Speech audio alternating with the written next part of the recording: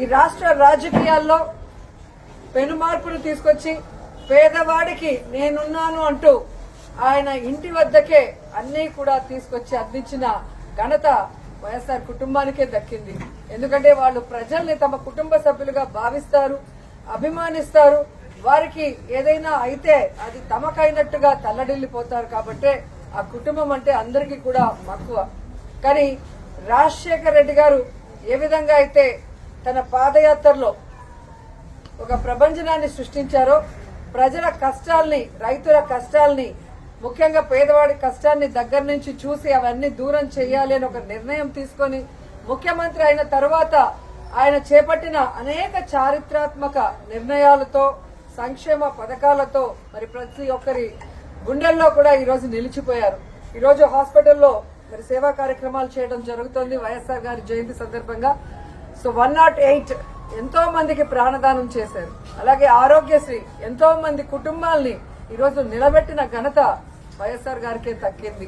అలాగే రైతన్న వాడు బాగుంటే రాష్ట్రం బాగుంటుంది, దేశం బాగుంటుందని నమ్మారు. కాబట్టే రైతులకి అడిగింది కూడా చేయటం మనం అందరం కూడా గుర్తుపెట్టుకోవాల్సిన విషయం. ఇలా చెప్పుకుంటూ పోతే ఎన్నో. అందుకే వైఎస్ఆర్ అంటే ఒక బ్రాండ్, ఆయన ఒక లెజెండ్. సో రాజశేఖర్ రెడ్డి గారు మనకి కనిపించకుండా పోయిన తర్వాత అందరూ కూడా తల్లడిల్లిపోయాం. రాజన్న రాజ్యం లేకుండా ఎలా బ్రతకాలి, రాజన్న లేకుండా మనం ఎలా ముందుకు సాగాలి అని ఎంతో మంది భయభ్రాంతులకి, అలాగే బాధ తప్త హృదయంతో చాలా మంది ప్రాణాలు కూడా విడవటం మనం అందరం కూడా చూసాం. కానీ ఆశా కిరణం లాగా ఆయన కొడుకు పులివెందుల పులిబిడ్డ, రాజన్న ముద్దు బిడ్డ జగనన్న వచ్చిన తర్వాత మళ్ళీ దేవుడి పాలన ఎలా ఉంటుంది, రాజన్న పాలన ఎలా ఉంటుందో మరి మనందరికీ కూడా చూపించడం జరిగింది. కానీ మొన్న ఎలక్షన్స్ లో మనం ఓడిపోవటం అనేది కొంచెం బాధాకరమైన విషయమే. అయినా మనం ఓడినా గెలిచినా, అధికార పక్షంలో ఉన్నా ప్రతిపక్షంలో ఉన్నా మనం ఎప్పుడు ప్రజల పక్షానే, రాజశేఖర రెడ్డి ఆశయాలకు అనుగుణంగా ఏ విధంగా అధికారంలో ఉన్నప్పుడు పరిపాలించారో జగనన్న, ఈ 5 సంవత్సరాలు కూడా రాజన్న పరిపాలన మళ్లీ తీసుకురావడానికి మనం అందరం కూడా కలిసికట్టుగా పోరాడాలని కూడా అందరినీ కోరుకుంటున్నాను. ఈరోజు రాష్ట్రంలో ఉన్న వైఎస్ఆర్ అభిమానులందరూ కూడా ముక్త కంఠంతో ప్రతిజ్ఞ చేయాలని కూడా కోరుకుంటున్నా. రాజన్న పాలన మళ్లీ రావాలి, రాజన్న బిడ్డ మళ్లీ ముఖ్యమంత్రి అవ్వాలి, మళ్లీ పేదవాళ్ళ ప్రజల మొహాల్లో చిరునవ్వు రావాలి, వాళ్ళ కష్టాలు దూరం అయ్యే విధంగా మనం అందరం కలిసికట్టుగా పనిచేయాలని కోరుకుంటూ, ఏ ముఖ్యమంత్రి కూడా ఎలక్షన్లు అయిపోయాక గెలిచిన తర్వాత అంత తొందరగా మళ్ళీ ప్రజల్లోకి వెళ్ళాలి అని అనుకోడు. కానీ రాజశేఖర రెడ్డి గారు మాత్రం సాచురేషన్ పద్ధతిలో ప్రతి పథకము ప్రజలకు అందాలి, ఇంకా ఇల్లు లేని వారు ఉన్నారేమో, ఇంకా ఆరోగ్యశ్రీ అందని వారు ఉన్నారేమో, ఇంకా ఫీజు రీయింబర్స్మెంట్ అందని వారు ఉన్నారేమో, ఎవరికి ఏ అవసరం ఉన్నా అవసరం తీర్చాలి అని రచ్చబండ కార్యక్రమం ప్లాన్ చేశాడు రాజశేఖర రెడ్డి గారు. అసలు ఏం అవసరం ఉంది? నాకు ఒక్కొక్కసారి అనుకుంటే అసలు ఏం అవసరం ఉంది? ముఖ్యమంత్రిగా 5 సంవత్సరాలు పనిచేశాడు. ఆ పనితీరును బట్టి ప్రజలు ఆయనను ఆశీర్వదించారు. ఆయన గెలిచాడు. గెలిచాక మళ్ళీ ప్రజలు అని ఉరుక్కుంటూ వెళ్లాల్సిన అవసరం ఏముంది? అలా వెళ్ళి కదా రాజశేఖర రెడ్డి గారు చనిపోయారు. కానీ ఆ తపన ఉండేది. చాలామందికి ఒకసారి అధికారం వచ్చిన తర్వాత అధికారం అనుభవిస్తారు.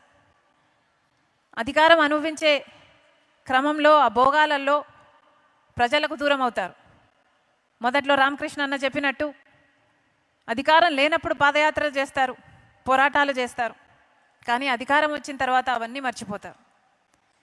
కానీ రాజశేఖర రెడ్డి గారు 5 సంవత్సరాలు ముఖ్యమంత్రి అయిన తర్వాత, సేవ చేసిన తర్వాత, అంత అద్భుతమైన పథకాల రూపకల్పన చేసి అద్భుతంగా అమలు చేసిన తర్వాత, గెలిచిన తర్వాత మళ్ళీ ప్రజల్లోకి పోవాలి అని ఉరుక్కుంటూ వెళ్ళి మనందరికీ దూరం అయ్యాడు రాజశేఖర రెడ్డి గారు. ఎంతమంది ఉంటారు అలాంటి నాయకులు? వెతికినా కనిపించరు, భూతద్దం పెట్టి వెతికినా కనిపించరు అలాంటి నాయకులు.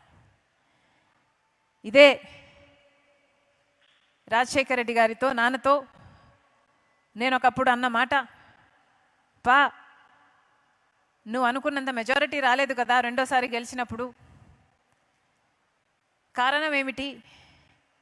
నువ్వు నీ ప్రజలను ఎంతగానో ప్రేమించావు, నిత్యం తప్పించావు, ఎన్నో పథకాలకు రూపకల్పన చేశావు. ఆ పథకాల గురించి మళ్ళీ ఇంటికి వచ్చి ప్రతిరోజు ఇది ఇది ఇది ఇది అని, ఇది ఇలా చేస్తున్నాం, ఇది ఇలా చేస్తున్నాం, ఈ పథకం ఇంతమందికి అందుతుంది, ఇంతమందికి లబ్ధి చేరుతుంది అని ఈ 5 సంవత్సరాలు అంత ఎగ్జైట్మెంట్తో ఇన్ని పథకాలు చేశావు, ఇంత ప్రేమించావు. కానీ ఏమైంది? నువ్వు ప్రేమించినంతగా నీ ప్రజలు నిన్ను మళ్ళీ ప్రేమించినట్టు లేరు కదా అని అన్నాను.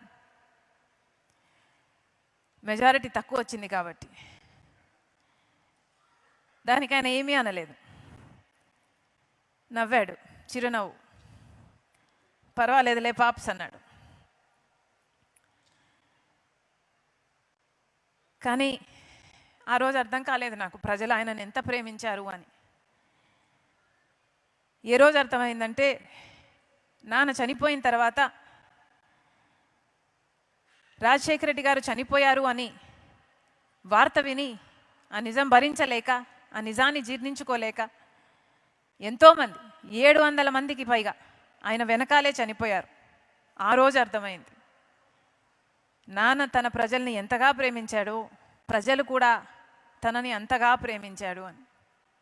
లేకపోతే నాన్న నన్ను ఎంతగానో ప్రేమించాడు, నేను నాన్నని ఎంతగానో ప్రేమించాను, అయినా నేనే బతికే ఉన్నా, మేము ఎలా బతుకున్నాం, అమ్మ నేను ఎలా బతుకున్నాం, కానీ ఇంతమంది చనిపోయారు, ఎంత గొప్ప ప్రేమ వాళ్ళది అని ఆ రోజు అర్థమైంది. ఇలాంటివి అంతేకాదు, రాజశేఖర రెడ్డి గారు రాజకీయంగా చూసుకుంటే ఆఖరి రోజుల్లో కాంగ్రెస్ పార్టీ అధికారంలో ఉండాలి, కాంగ్రెస్ పార్టీ అయితేనే ఈ దేశానికి మంచిది అని పూర్తిగా విశ్వసించి పనిచేసినవాడు. కాంగ్రెస్ పార్టీలో ఉన్న నిబంధత అయితే ఏమి, కాంగ్రెస్ పార్టీలో అయితే ఉన్న వర్కింగ్ సిస్టమ్ అయితేనేమి, ఆ వర్కింగ్ సిస్టంలో వచ్చే హ్యూమిలిటీ అయితే ఏమి, ఆ హంబుల్నెస్ అయితేనేమి, ఇవన్నీ కాంగ్రెస్ పార్టీతోనే సాధ్యం. కాంగ్రెస్ పార్టీ అయితేనే ఇందిరమ్మ దగ్గర నుంచి, రాజీవ్ గాంధీ దగ్గర నుంచి ఎన్నో అద్భుతమైన పేదల కోసం, సంక్షేమం కోసం, అభివృద్ధి కోసం ఆలోచన చేసి దేశాన్ని పైకి తేగలదు అని పూర్తిగా విశ్వసించిన వ్యక్తి రాజశేఖర రెడ్డి గారు.